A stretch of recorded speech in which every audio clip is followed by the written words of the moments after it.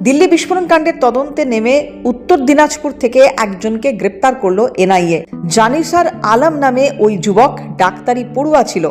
ডালখোলা থানার কোনাল গ্রাম থেকে এনআইএ তাকে গ্রেপ্তার করে।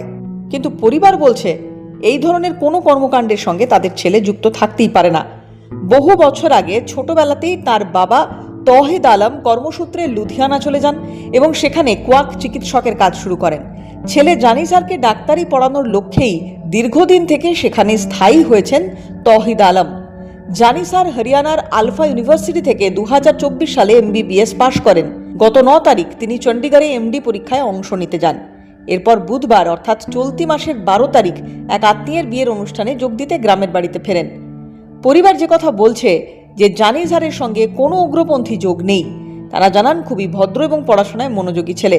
কেন এনআইএ তাকে তুলে নিয়ে গেল বুঝতে পারছে না পরিবার। এনআইএর এই অভিযানে গোটা এলাকায় ব্যাপক চাঞ্চল্য। গ্রামের মানুষ এই ঘটনা নিয়ে নানা জল্পনা কল্পনায় মশগুল।